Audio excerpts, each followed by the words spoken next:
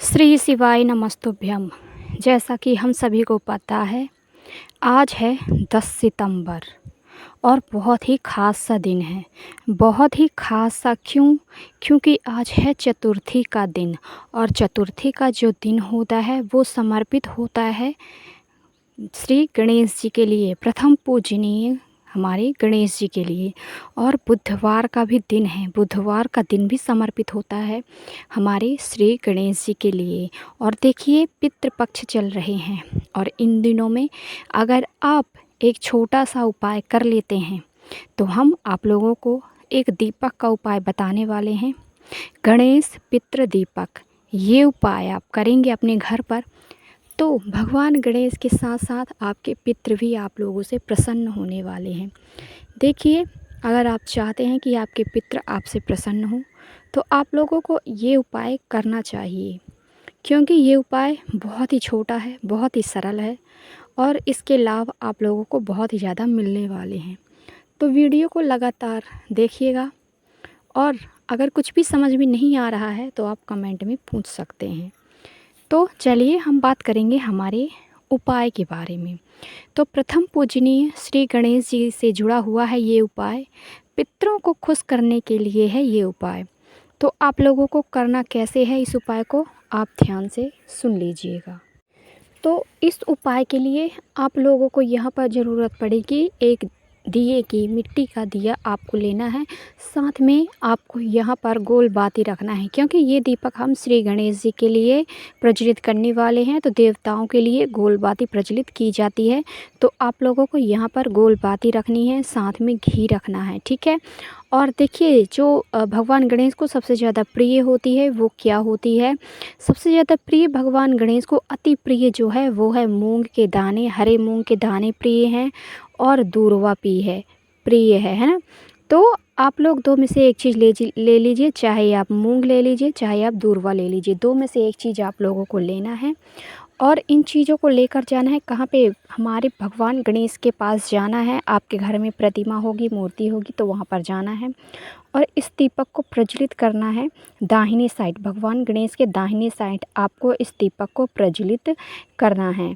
तो सबसे पहले आपने जो मूंग के दाने लिए हैं या फिर आपने दूर्वा ली है, उस चीज़ को रख देना है, उसके ऊपर दीपक रखना है, दीपक को प्रज्वलित करना है। जब आप दीपक को प्रज्वलित करेंगे यहाँ पर, तो भगवान गणेश का बहुत ही प्रिय नाम है मयूर ध्वज। आपको मयूर ध्वज का नाम स्मरण करना है और ये दीपक आपको प्रज्वलित कर देना है। ये उपाय आप करते हैं तो भगवान गणेश, प्रथम पूजनीय विघ्नहर्ता श्री गणेश आपसे प्रसन्न होते हैं। आपके घर में कभी भी कोई भी विघ्न नहीं आता है, आप हमेशा प्रसन्न रहते हो, खुश रहते हो। तो ये उपाय आप लोगों को ज़रूर से करना चाहिए। साथ ही साथ वीडियो को लाइक, चैनल को सब्सक्राइब करना चाहिए। तो ये था हमारा पहला उपाय। आई होप आप सभी लोगों को ये हमारा पहला उपाय अच्छे से समझ में आया होगा। तो इस उपाय को आपको शाम के समय करना है। शाम के समय सूर्यास्त के बाद आपको ये उपाय करना है। जब भी आप दीपक वाला उपाय करते हैं तो आप लोगों को शाम के समय या फिर रात के समय करना चाहिए दीपक वाला उपाय। तो ये उपाय आप ज़रूर से करें।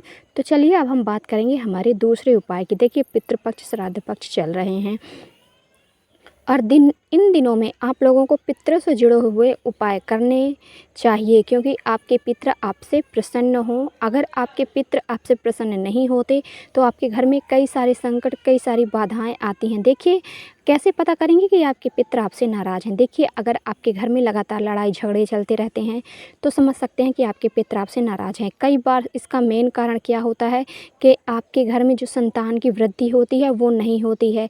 आपके घर में जो औरतें होती हैं वो निसंतान होती हैं, है ना।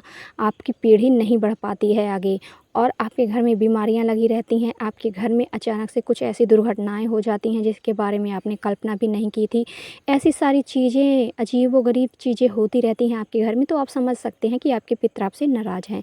अगर आपके पितरों की तिथि याद नहीं है तो आप जो अमावस्या, पितृपक्ष की अमावस्या आएगी उस तिथि में आप उपाय ज़रूर करें। और ये जो 16 दिन के पितृपक्ष चल रहे हैं, इन दिनों में आपको कुछ ना कुछ उपाय करते रहना चाहिए, आपको अपने पितरों को खुश करने के लिए। चाहिए। तो हम बात करेंगे हमारे पितरों को खुश करने के लिए हमारा ये उपाय। तो ये हम जो उपाय बताने वाले हैं ये बहुत ही छोटे-छोटे से उपाय हैं और आप लोग इन पितृ पक्षों में किसी भी दिन कर सकते हैं। तो आप इन उपायों को ज़रूर करिएगा, बहुत ही सरल से उपाय हैं। तो देखिए, जो हमारा पहला उपाय है पितृपक्ष वाला, तो इस उपाय को आपको ध्यान से सुन लीजिए। इस उपाय के लिए आपको किन-किन चीज़ों की ज़रूरत पड़ने वाली है। सबसे पहले तो आपको बता दें कि इस उपाय को आपको माता तुलसी के पास करना है ना?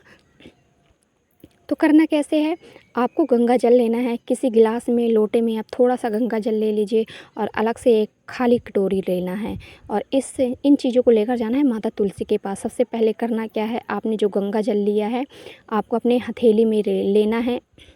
हथेली में लेना है, आपको अपने पितरों का आवाहन करना है और यहाँ पर आपको एक नाम स्मरण करना है। और वो नाम कौन-सा है? जब आप अपने हथेली पे गंगा जल रखेंगे तो आपको काशी विश्वनाथ का ध्यान करना है और उस गंगा जल को खाली वाली कटोरी में रख देना है।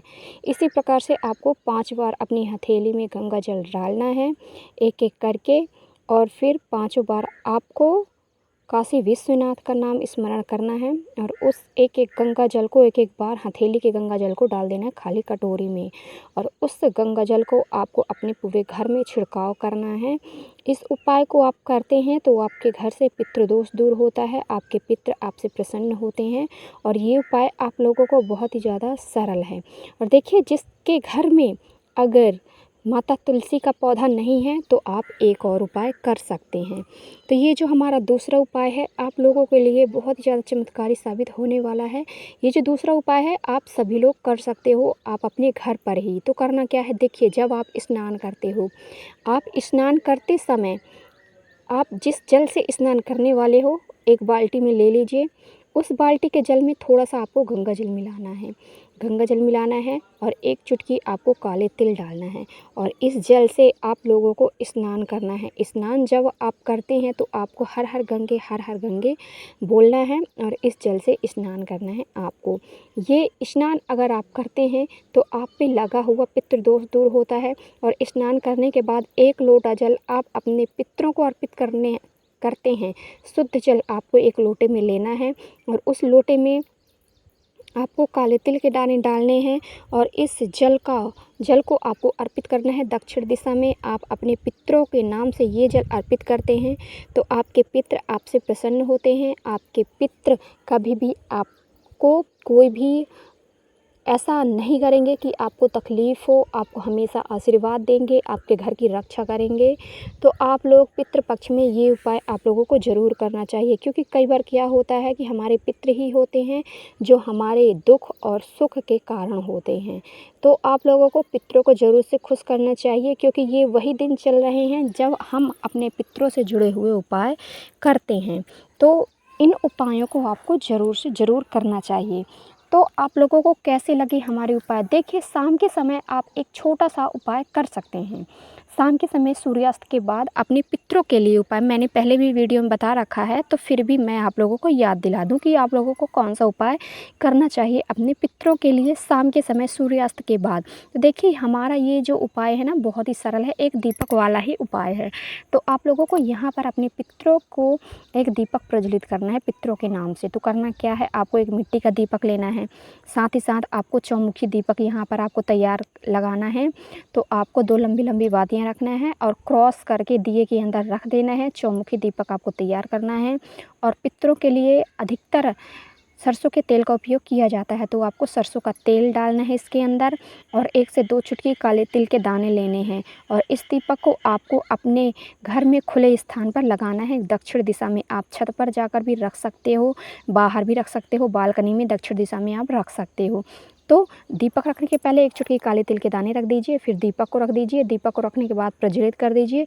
आप अपने पितरों का आवाहन कर लीजिए, उनका स्मरण कर लीजिए और फिर इस दीपक को प्रज्वलित करना है। दीपक जब आप प्रज्वलित कर देते हैं उसके बाद 1 चुटकी काले तिल के दाने दीपक के अंदर डाल देने हैं। तो ये उपाय अगर आप करते हैं तो आपकी सभी मनोकामनाएँ पूरी होती हैं, आपके पितर आपसे प्रसन्न होते हैं। इस उपाय को आप पूरे पितरों के दिनों में आप हर दिन इस उपाय को कर सकते हैं। हर दिन आप अपने पितरों के नाम से दीपक प्रज्वलित कर सकते हैं। तो इस उपाय को आप ज़रूर करें और जो भी प्रॉब्लम हो आप हमसे पूछ सकते हैं। कमेंट में जयकारा लगाना ना भूलें। संकट मोचन हनुमान जी का जयकारा लगा दीजिए। प्रथम पूजनीय विघ्नहर्ता श्री गणेश जी का जयकारा लगा दीजिए। बालाजी महाराज का जयकारा लगा दीजिए। हनुमान जी के भक्त हनुमान जी का जयकारा लगाएं। भोलेनाथ के प्रिय भक्त भोलेनाथ का जयकारा जरूर लगाएं। तो चलिए अब हम मिलेंगे हमारे नेक्स्ट वीडियो में। आपका दिन शुभ हो, मंगलमय हो, यही कामना रहेगी मेरी हमेशा ईश्वर से।